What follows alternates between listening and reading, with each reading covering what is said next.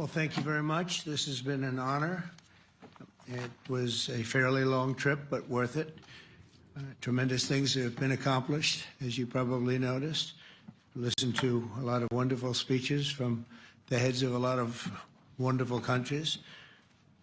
But I want to thank you for joining us at the conclusion of a highly productive NATO summit in the Netherlands. I want to thank them for the royal treatment they've given us. Couldn't have been nicer. And it's a beautiful country, really a beautiful country. Coming in, I saw the most beautiful trees. In fact, I want to bring some back with me. I want to also thank, I had breakfast this morning with the King and Queen, and they're incredible people. I said, you're central casting. Beautiful people, great people, big, beautiful heart. And I enjoyed that. And also NATO Secretary General Mark Rutte, who's been terrific. He's been a friend of mine. Used to be right here running this wonderful country. Now he's the NATO Secretary General. He's doing a fantastic job. And the Prime Minister, we appreciate everything you've done. And as you know, last weekend, the United States successfully carried out a massive precision strike on Iran's nuclear enrichment facilities, and it was very, very successful. It was called obliteration. No other military on earth could have done it, and now this incredible exercise of American strength has paved the way for peace with a historic ceasefire agreement late Monday, and we call it the 12-day war. Spoke to a few people. I guess that just sounded like the right name. It was a 12-day war. And we think it's over. I don't think they're going to be going back at each other. I don't think so. Not only have we dealt decisively with the critical threat of Iran's nuclear program, which was what I wanted. I said, Iran cannot have a nuclear weapon. I've said that for 15 years, long before I decided to do the political thing.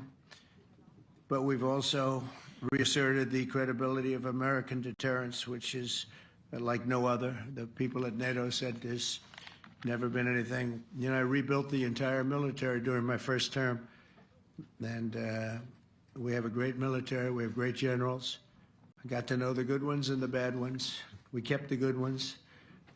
Over the past 2 days, I was honored to participate in the NATO leaders meeting and also had extremely good individual discussions with the King and the Queen, Secretary General Rutte, and the Prime Minister. Great discussions. Very knowledgeable people. Major focus of our conversations at the summit was the need for other NATO members to take up the burden of the defense of Europe, and that included the financial burden. As you know, it was 2%, and we got it up to 5%. And they said, a couple of them came up to me. One in particular said, sir, we've been trying to get it up to 3% for 20 years, and we haven't been able, and you got it up to 5%. So they're going to be, most of them, I guess almost all of them, are going to be contributing now 5%, a number that people are surprised at, but you need it today. The United States accounts for 2/3 of all NATO defense spending. And since I began pushing for additional commitments in 2017, believe it or not, our allies have increased spending by $700 billion. I said to people, you don't have any money, and a lot of them weren't paying. And so I started the process, and I picked it up as soon as I got back, which is 6 months ago. And following my election last November, almost all have accelerated plans to reach the 2%, 3%, 4%, and then ultimately, very quickly, 5%. And all of this is going to be done very quickly, almost immediately. You probably know this as well as I do. I'm sure they've been talking about it. It's really been a big focus. In a very historic milestone this week, the NATO allies committed to dramatically increase their defense spending to that 5% of GDP, something that no one really thought possible. And they said, you did it, sir, you did it. Well, I don't know if I did it, but I think I did. This will be known as the Hague Defense Commitment, which is pretty good, pretty appropriate. When the allies reach this number, it will add more than $1 trillion a year. Think of that, $1 trillion per year to our common defense. And this is a monument really to victory, but it's a monumental win for the United States, because we were carrying much more than our fair share. It was quite unfair, actually. But this is a big win for Europe and for actually Western civilization. For years, past administrations failed to get most allies to contribute even the 2%. I remember when I came here, we had 4 countries that were up to 2%, and I remember Poland was there. A couple of them were there, and but most of them were. We had 28 at the time. As you know, it's increased a little bit, and they've agreed now to more than double their budgets in all cases. And Europe stepping up to take more responsibility for its security will help prevent future disasters like the horrible situation with Russia and Ukraine, and hopefully we're going to get that solved. Last week they lost 7,000 soldiers, mostly soldiers, but they're also getting hit in Kiev. They're getting hit in some of the towns also. And that means life. Life is disappearing also in the cities and towns. Should have never happened, would have never happened if I was president. I said it 1,000 times, and it never did happen. It's never even thought about. But it's vital that this additional money be spent on very serious military hardware, not bureaucracy. And hopefully that hardware is going to be made in America, because we have the best hardware in the world. You saw that, where 14 missiles were shot at us the other day. And they were very nice. They gave us warning. They said, we're going to shoot them. Is 1 o'clock okay? They said, it's fine. And everybody was emptied off the base, so they couldn't get hurt except for the gunners. They call them the gunners. And out of 14 high-end missiles that were shot at the base in Qatar, all 14, as you know, were shot down by our equipment. Amazing stuff. Amazing that they can do. It's like shooting a bullet with a bullet. It's the same thing if you think about it. 14 out of 14, and they weren't even that surprised. I said, do you do that well often? They say, we pretty much do, sir. The Ukraine crisis has also highlighted the urgency of rebuilding our defense industrial base, both in the United States and among the allied nations. We cannot afford to be dependent on foreign adversaries for critical minerals. And as you know, we made a deal with Ukraine to take a vast amount of the land they have for minerals. We need it. And once again, I want to thank all of the people in the Netherlands, incredible people. It's a great place. And all of the NATO allies for the tremendous summit that we just had. A letter just came in, and a statement came in from the Atomic Energy Commission of Israel. And I just wondered, this is an official letter, and they're very serious people, as you know. The devastating U.S. strike on Fordo destroyed the site's critical infrastructure and rendered the enrichment facility totally inoperable. It was devastated. We assess that the American strikes on Iran's nuclear facilities has set back Iran's ability to develop nuclear weapons for many years to come. This achievement can continue indefinitely if Iran does not get access to nuclear material, which it won't. It's so sad that that whole thing had to go. But I just want to thank our pilots. You know, they were maligned and treated very bad, demeaned by fake news CNN, which is back there, believe it or not, wasting time, nobody's watching them, so they're just wasting a lot of time, wasting my time. And the New York Times, they put out a story that, well, maybe they were hit, but it wasn't bad. Well, it was so bad that they ended the war. It ended the war. Somebody said in a certain way, you know, that it was so devastating, actually. If you look at Hiroshima, if you look at Nagasaki, you know, that ended a war too. This ended a war in a different way, but it was so devastating. Also, they have, out of Dubai, just came that Iran's foreign ministry spokesman, this is Iran's foreign ministry, says its nuclear installations were very badly damaged by the American strike. So what bothered me about these reports with fake reports put out by the New York Times, failing, I call it the failing New York Times because it's doing terribly. Without me, it would be doing no business at all. But, and by fake news, CNN and MSDNC, all of these terrible people, you know, they have no credibility.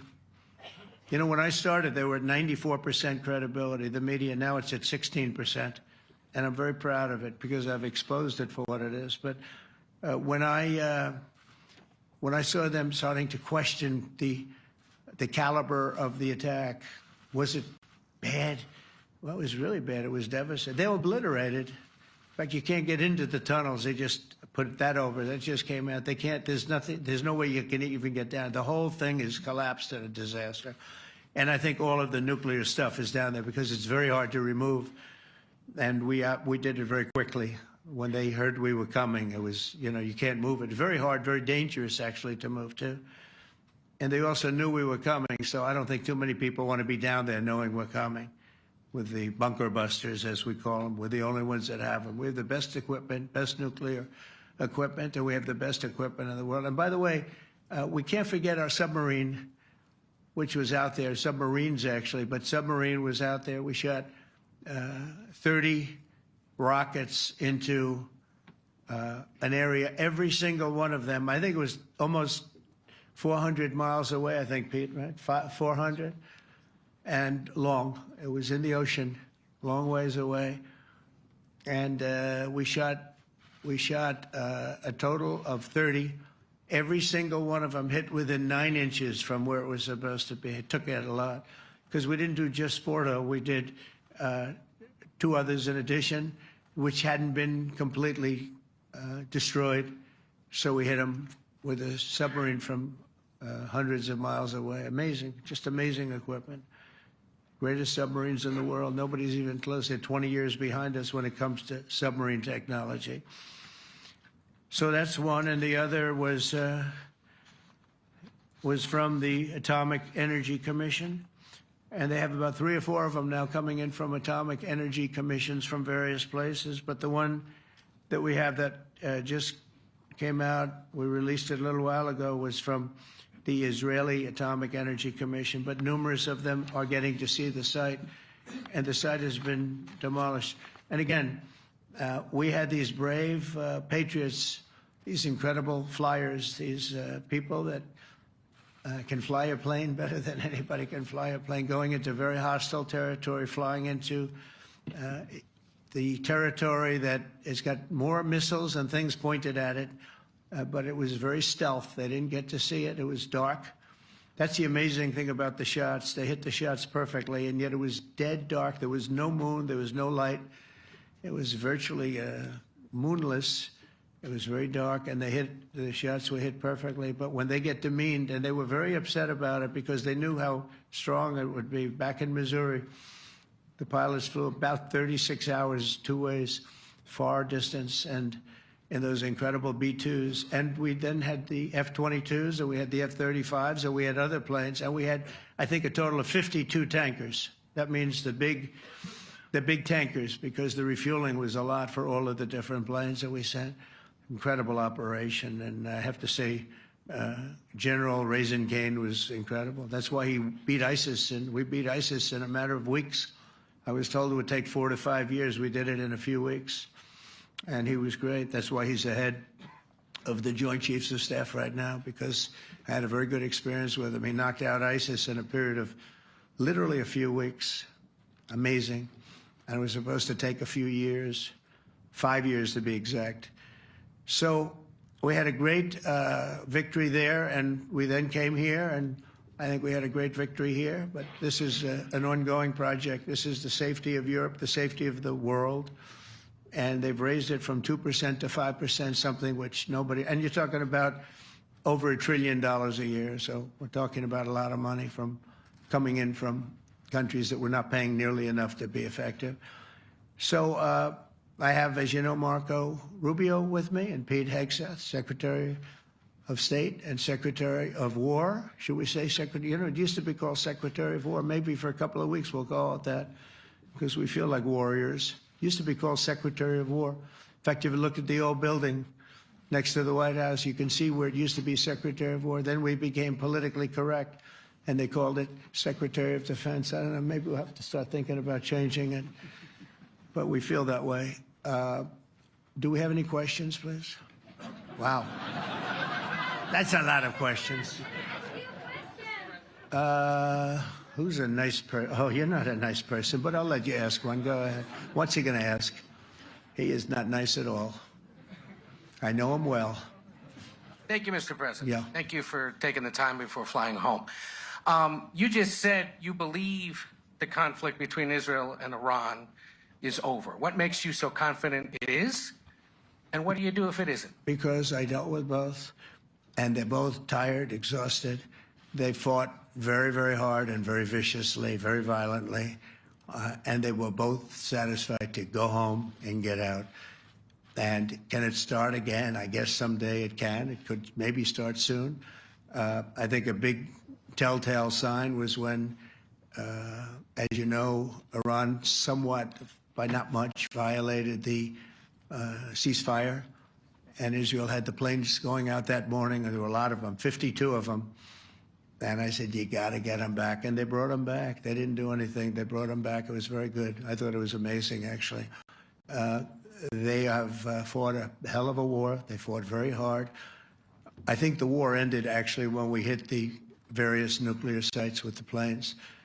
And I just hope you people can give these pilots, these are the best pilots in the world. They're the best shots in the world. They call them shots. That's what they are. And wait a minute. And I just hope you can give them the respect they deserve, because they came home to fake news. And like, oh, gee, there was hardly any damage. The things are decimated. So, but I think, no, I think they're very much finished. I think Israel's going to get back to doing what they do, and I think that Iran's going to get back. You know, Iran has a huge advantage. They have great oil, and they can do things. I don't see them getting back involved in the nuclear business anymore. I think they've had it. They've been at it for 20 years, and I don't see that happening either. Now, if it does, we're always there. It won't be me. It'll be somebody else, but we're there. We'll have to do something about it. Yes, please, go ahead. Go ahead.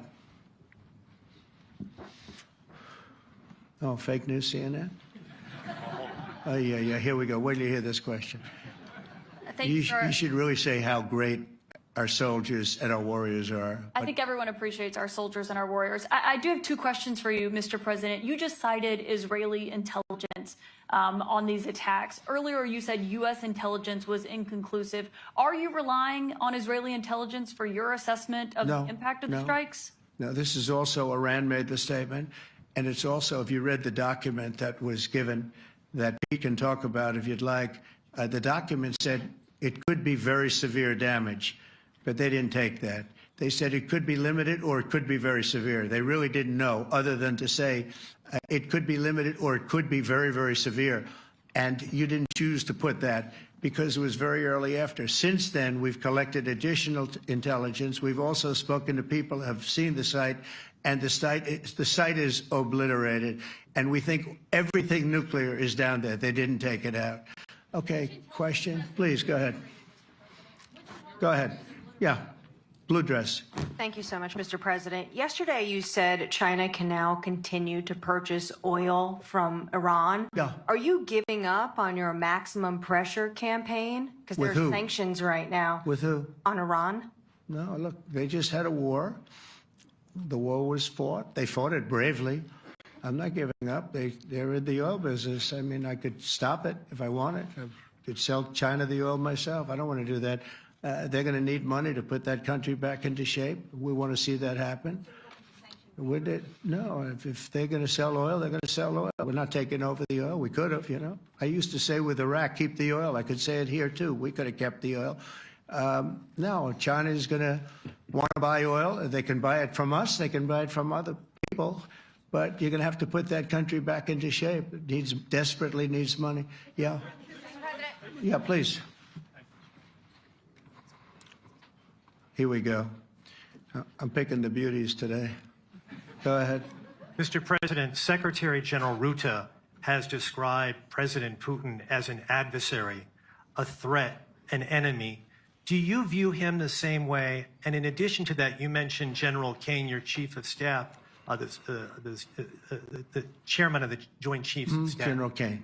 Yes. He has said that Mr. Putin has territorial ambitions beyond Ukraine. Do you view that in the same way? Possible. I mean, it's possible. I know one thing. He'd like to settle. He'd like to get out of this thing. It's a mess for him. He called the other day. He said, "Can I help you with Iran?" I said, "No, you can help me with Russia." Because, in the last few weeks, we took care of India and Pakistan, Kosovo, Serbia. I think on Friday we have coming in, the Congo is coming in, and Rwanda is coming in. That was a vicious war that went on, a machete war, heads chopped off all over Africa. They're coming in. We did 2 others in addition to that. Nobody's ever done anything like this. No, I consider him a person that's, I think, been misguided. I'm very surprised, actually. I thought we would have had that settled easy. I've settled 4 of them in the meantime. But he did call up, and he said, he's close to Iran. He'd like to help us get a settlement. I said, no, you help me get a settlement with Russia. And I think we're going to be doing that, too. Yeah, please. Go ahead, please. Thank you, Mr. President. You've made clear your position on what impact the strikes had. I wanted to ask you what is next with Iran. For instance, is there any indication from U.S. intelligence that Iran was able to move any material? No, just the opposite. We think we hit them so hard and so fast they didn't get to move. And if you knew about that material, it's very hard and very dangerous to move. It's called, in many people, they call it dust, but it's very, very heavy. It's very, very hard to move. And they were way down. They're 30 stories down. They're literally 30, 35 stories down underground. You think you got it all? Oh, yeah, we think we got it. We think it's covered with granite, concrete, and steel. Can I ask you, are you interested in restarting negotiations with Iran? And if so, have they reciprocated? So Or is our this sort of people, settled? Marco could answer this, but our people are not, I'm not. The way I look at it, they fought, the war's done, and, I could get a statement that they're not going to go nuclear. We're probably going to ask for that, but they're not going to be doing it. But they're not going to be doing it anyway. They've had it. They've had it. Now, maybe someday in the future we'll want that. But I've asked Marco, do you want to draw, I just asked him the question as we were walking on the stage, do you want to draw up a little agreement for them to sign? Because I think we can get them to sign it. I don't think it's necessary. Marco, do you want to talk about that, please? Well, Mr. President, I think President Trump has shown a willingness to meet and talk to anybody in the world who's interested in peace. I don't know of any president that's been as willing as he has to meet with anyone and talk about peace. We'd love to have peaceful relations with any country in the world. And so obviously that'll depend on Iran's willingness not just to engage in peace, but to negotiate directly with the United States, not through some third country or fourth country process. But I know of no president, probably in our modern history, that's sought peace more than President Trump has. Sounds like the door is open, but you're in no rush. Is that right? Sounds like the door is open. But I'll tell you what, look, we're going to talk to them next week with Iran. We may sign an agreement. I don't know. To me, I don't think it's that necessary. I mean, they had a war, they fought. Now they're going back to their world. I don't care if I have an agreement or not. The only thing we'd be asking for is what we were asking for before about we want no nuclear, but we destroyed the nuclear.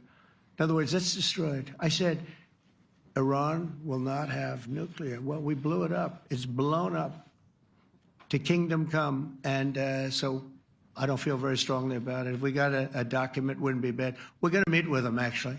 We're going to meet with them. Yeah. Yeah, go ahead, please. Yes. Mr. President, Netherlands TV, thank you for visiting our country. Good. As I Thank you. understood, I, of course, would like to know how you slept last night at the House of the King. Oh, I slept beautifully. But probably a more serious question. I think you just had a meeting with President Zelensky. Did you discuss any ceasefire in this Russo-Ukrainian? No, I wanted to know how he's doing. He was very nice, actually. You know, we had little rough times sometimes. He was couldn't have been nicer. I think he'd like to see an end to this. I do. I think what I took from the meeting couldn't have been nicer, actually. But I took from the meeting that he'd like to see it end. I think it's a great time to end it. I'm going to speak to Vladimir Putin, see if we can get it ended. But look, these are brave people. They're fighting these wars all over the place. You know, last week they had, I guess, close to 7,000 young soldiers, Russian and Ukrainian soldiers were killed, 7,000 in 1 week. It's crazy. It's crazy. So I'll be speaking to Putin. No, I had a good meeting with with Zelensky, and I had a lot of good meetings. We had a lot of good meetings with a lot of people, a lot of great leaders. But he's fighting a brave battle. It's a tough battle. Yeah. Go ahead, white dress. Thank you. Ida Hallikainen from Finland, Ilta-Sanomat. Good. You have played golf with President Alexander Stubb. How do you see Finland as a NATO ally and partner, and how would you describe your relationship with our president? Well, he's a very good golfer, okay? In fact, he was on his college golf team. He went to a good college in the South, as you know, a very good college, and he was a good golfer. We had a good time. I think my relationship's great. I want to buy icebreakers. You know, you're very good at icebreakers. And I actually made him an offer. I didn't go to Congress. They'll try and impeach me for this. But there's an old, it's not old, it's fairly new, but it's used icebreaker. And I offered him about 1/3 of what he asked for. But we're negotiating. We need icebreakers in the U.S. And if we can get some inexpensively, I'd like to do that. Actually, they'll fix it up, make it good. Also, we may buy some icebreakers. You know, you're the king of icebreakers, that particular country. They make them good. They make them really good, and they know what they're doing. And so we're negotiating with them for about 15 different icebreakers. But one of them is available now. It's old, and it's, old. It's like 5-6 years old. And we're trying to buy it. I'm trying to make a good deal. That's all I do my whole life. My whole life, that's all I do is make deals. Yeah, please. Go ahead. Sir, go ahead. Yeah, a question for NewsHour, Dutch TV. First of all, on Article 5, on your way here, you spoke about the commitment of the U.S. to Article 5, saying, I'll give you my definition once we're here. Yeah. What is your definition, and may the U.S. commitment to Article 5 change in case some of the NATO members do not reach the threshold that was discussed today? My second question is following up on a colleague on Iran. What intel reports do say that everything over there was obliterated? Yeah, well, there are numerous of those reports, and they're coming out fast and furious. But the most respected ones we've already seen. And I will say that on a very confidential basis, they're looking at the reports, like numerous reports, and including people going to the site and checking the site. And they're going to be having, I guess you're going to be having over the next couple of days a full, you're going to encapsulate it. But no, the site was obliterated, just like I said it was, and just like the pilots should be given credit for. As far as Article 5, look, when I came here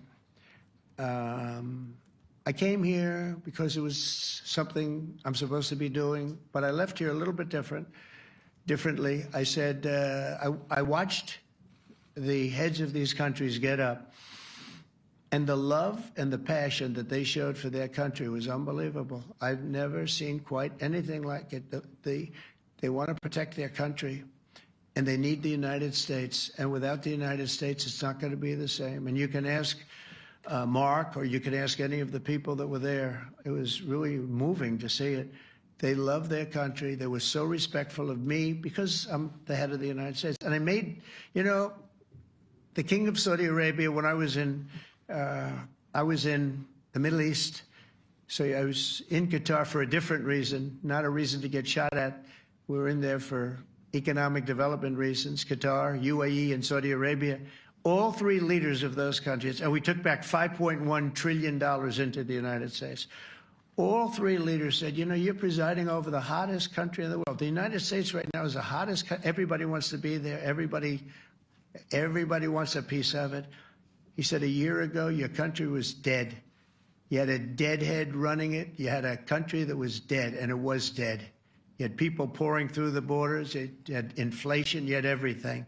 He said, you've made it in 5 months at that time. You've made it the hottest country. This is the hottest country in the world. The United States right now is the hottest country in the world. And when I was around that table, it was a nice group of people, many of whom I knew from previous. When I saw the passion they had for the country, almost everyone, and you probably have the tapes, it was very public, but almost every one of them said, thank God for the United States. Without the United States, they couldn't really have NATO. It wouldn't work. It wouldn't work. It will in the future because now they're paying much more money. But It wouldn't work. It was great. And I left here differently. I left here saying that these people really love their countries. It's not a ripoff. And we're here to help them protect their country. Okay, we'll do one or two more. Thank you, Mr. President. Yeah. A question on Spain. Are you satisfied with today's... Oh, I think Spain's terrible what they've done. No, I do. They're the only country that won't pay the full up. They want to stay at 2%. I think it's terrible. And, you know, they're doing very well. The economy is very well. And that economy could be blown right out of the water with something bad happening. You know, Spain is the only country that... Are you from Spain? Yeah. Good, congratulations. You're the only country that is not paying. I don't know what the problem is. I think it's too bad.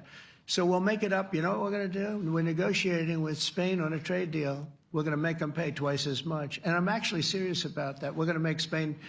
I like Spain. I have so many people from Spain that it's a great place and they're great people.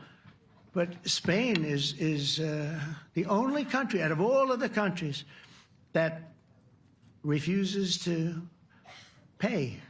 And, you know, so they want a little bit of a free ride. But they'll have to pay it back to us on trade because I'm not going to let that happen. It's unfair. It's unfair to NATO. All right, sir, please. Go ahead, right in the back. Yeah, you, tall one.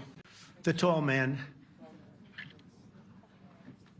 Mr. President, Johannes Petra from Austrian National Television. How are you? You once said that you would end the Ukraine war in 24 hours. You later said you said that sarcastically. Well, of course it was sarcastic. But you've now been in office for 5 months and 5 days. Why have you not been able to end the Ukraine war? Because it's more difficult than people would have any idea. Vladimir Putin has been more difficult. Frankly, I had some problems with Zelensky. You may have read about him. And it's been more difficult than other wars. I mean, look, we just ended a war in 12 days that was simmering for 30 years, frankly. We ended Rwanda and the Congo. It's coming to sign the documents. We've already signed basic documents, but they're coming, I think, to the White House on Friday. We ended Serbia was going to go at it.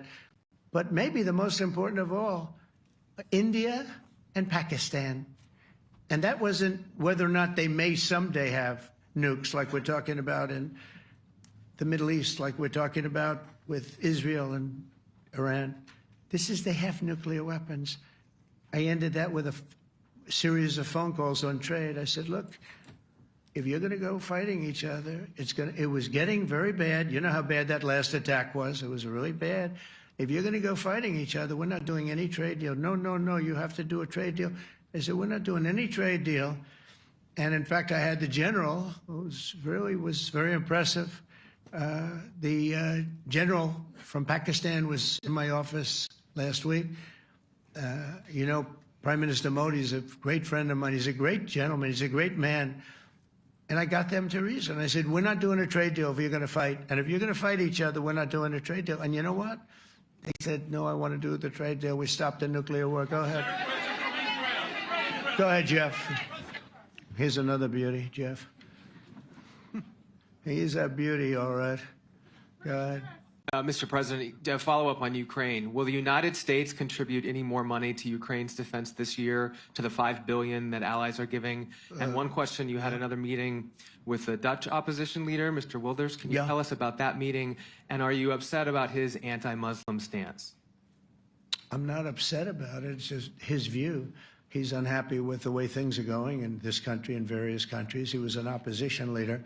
And I was asked to meet with the opposition leader by the people that are running. I think they have some deal where if you have a meeting, you're supposed to meet with an opposition leader. I said, that's strange. We don't do that. But I met with I didn't know him.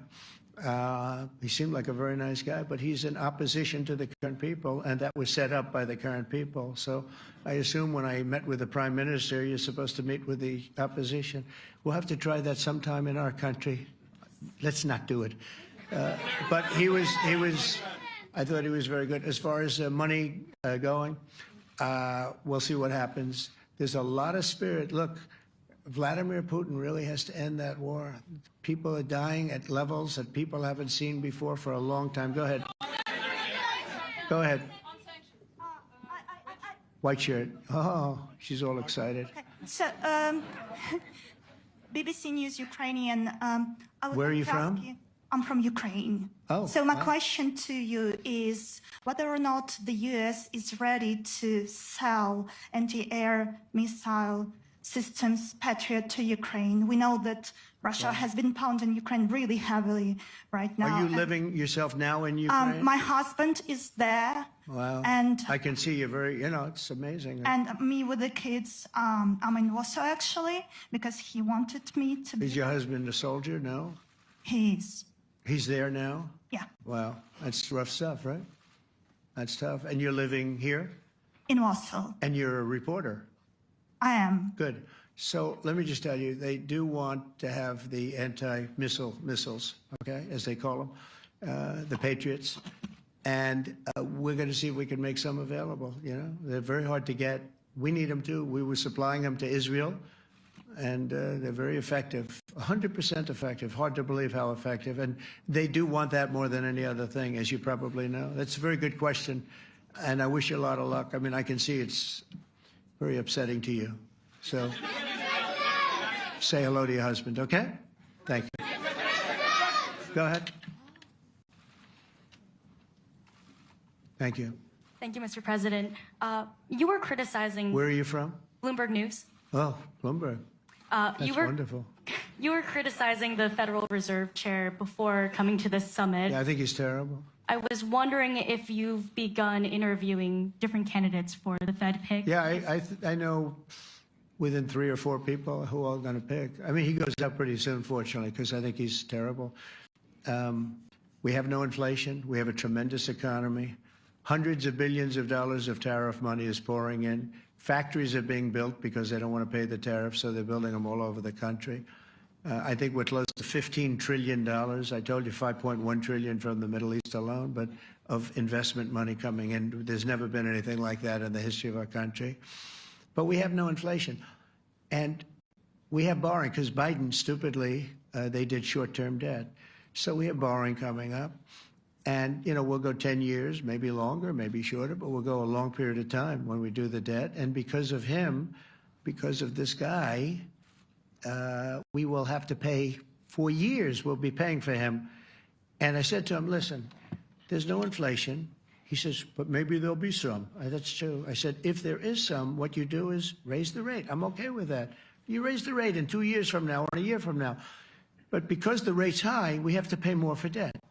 It's pretty equal. In other words, if it's 4%, it's 4%. If you drop it a point, you'll pay 3%. So it's fairly equal, not necessarily, but fairly equal. So we're going to end up paying maybe 2 points or 3 points more. 3 points would be about $900 billion a year because of this very average mentally person. He's an average mentally person. I'd say low in terms of what he does, low.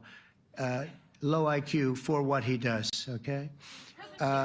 Wait, so instead of paying $900 billion, we don't want to pay 900 just because he doesn't want to lower the rate. I said, if there's inflation in 2 years or 3 years or 1 year from now, you raise the rate and you take care of the inflation, among other things. But he's probably a very political guy, I guess. I don't know. I think he's a very stupid person, actually. All right, one more. Let's go. How about you? Go ahead.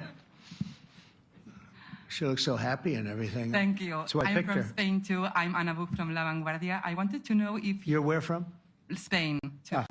I wanted to know if you want to. That's the Spain corner right there. Shouldn't have said that. That's okay. I do like Spain, by the way. I think it's unfair that they're not paying, but go ahead. Are you going to negotiate directly with Spain about? I'm going to negotiate directly with Spain. I'm going to do it myself. They're going to pay. They'll pay more money this way. You should tell them to go back and pay. You're a reporter? You tell them to go back. They ought to join all of those countries that are paying 5%. Spain's going to be just about the only one that's not. They were the most hostile toward doing it. It just doesn't make sense to me. Okay. All right, Kelly, go ahead. Here we go. There's another one. Hello, sir. Thank you We got them all today. Okay.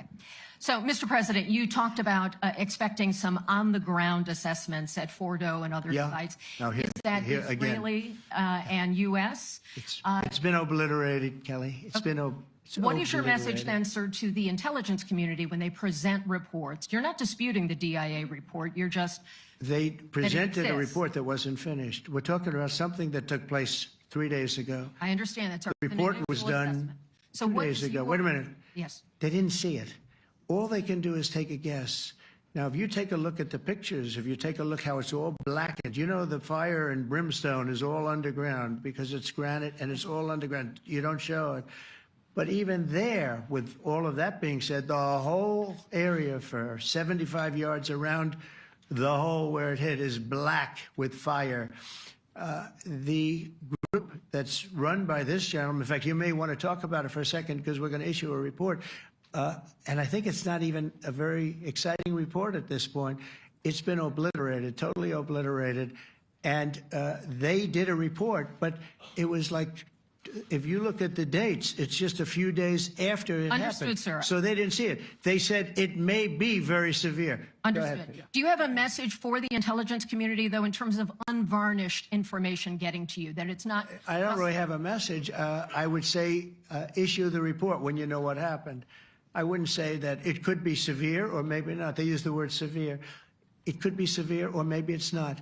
So people like you picked up and said, oh, it's not severe. No, the report was not a complete report. Yeah, the message was probably wait till you know the answer before you... And sir, did you not have a public component to your Zelensky meeting for a tactical reason with President Putin? Let him answer this one. Hello, Mr. Secretary. Yeah.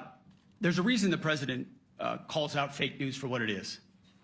These pilots, these refuelers, these fighters, these air defenders, the skill and the courage it took to go into enemy territory flying 36 hours on behalf of the American people and the world to take out a nuclear program is beyond what anyone in this audience can fathom. And then the instinct of CNN, the instinct of the New York Times is to try to find a way to spin it for their own political reasons to try to hurt President Trump or our country. They don't care what the troops think. They don't care what the world thinks. They want to spin it to try to make him look bad based on a leak. Of course, we've all seen plenty of leakers. And what do leakers do? They have agendas. And what do? Do they share the whole information or just the part that they want to introduce? And when they introduce that preliminary report that's deemed to be a low assessment, you know what a low assessment means? Low confidence in the data in that report. And why is there low confidence? Because all of the evidence of what was just bombed by 12 30,000-pound bombs is buried under a mountain, devastated and obliterated. So if you want to make an assessment of what happened at Fordo, you better get a big shovel and go really deep, because Iran's nuclear program is obliterated. And somebody somewhere is trying to leak something to say, oh, with low confidence, we think maybe it's moderate. Those that dropped the bombs precisely in the right place know exactly what happened when that exploded. And you know who else knows? Iran. That's why they came to the table right away, because their nuclear capabilities have been set back beyond what they thought were possible because of the courage of a commander-in-chief who led our troops, despite what the fake news wants to say. But you're not disputing the report said what it said, even though it was initial. The report said what it said, and it was fine. It was severe, they think, but they had no idea. They shouldn't have issued a report until they did. But we've gotten the information. I think Pete said it better than you can say it. And, you know, you should be proud, you, especially you, should be proud of those pilots, and you shouldn't be trying to demean them. No, those pilots flew at great risk, a big chance that they'd never come back home and see their husbands or their wives. Let me just tell you, you and NBC, fake news, which is one of the worst, and CNN, New York Times, are all bad. They're sick. There's something wrong with them. But you know what? You should be praising those people instead of trying to find some. By getting me, by trying to go and get me, you're hurting those people. They were devastated. You know, I got a call from Missouri, great state, that I won 3 times by a lot. And I got a call that the pilots and the people on the plane were devastated because they were trying to minimize the attack. And they all said it was hit. But we don't think it was really maybe hit that badly. And they were devastated. They put their lives on the line, and then they have, and I'm not referring to you, but real scum come out and write reports that are as negative as they could possibly be. It should be the opposite. You should make them heroes and heroines. You should make them really people that they were so devastated when they heard this news. And you know what they said? One of them, I spoke to one of them, said, "Sir, we hit the site.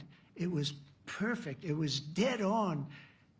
Because they don't understand fake news, because they have a normal life, except they have to fly very big, very fast planes. But it's a shame. You should be making them heroes. All right, in the back. Go ahead, back, white, yeah. White jacket, yeah. Go ahead, give him a mic. Hello. Deborah Haynes from Sky News. Good. Mark Rutte, the NATO chief, who is your friend, he called you daddy earlier. Do you regard your NATO allies as kind of children? No, he likes me. I think he likes me. If he doesn't, I'll let you know. I'll come back and I'll hit him hard, okay? No? He did it very affectionately. Daddy, you're my daddy. Do you regard your NATO allies, though, as kind of like children, and they're obviously listening to you and they're spending more, and you're obviously appreciative of that, but do you hope that actually they're going to be able to defend themselves, defend Europe on their own? I think they need help a little bit at the beginning, and I think they'll be able to, and I think they're going to remember this day. And this was a big day for NATO. You know, this was a very big day. They took it. One of the gentlemen said, "You know what? We've been trying to raise money raise the rate for 30 years," he said, 20 years, from almost the beginning. And he's been there for a long time. He said, "Until you came along, it never happened. What you did is amazing." It's been sort of an amazing day for a lot of reasons, but also for that. Yeah, go ahead. Do you think they can do it without you, though, in the future? Can they do it without Well, ask Mark. States? I mean, you have to ask Mark, okay? So we're heading back. We're heading back. I want to thank these two gentlemen behind me. They're incredible people, both of them. They've done a fantastic job. And Susie's in the front, and she's done great. And Monica, thank you very much. It was quite an exciting time. And we're going to be heading back. We'll be back soon, and we'll see you in Washington, D.C. Remember this, we have the hottest country anywhere in the world. Thank you very much, everybody. Thank you.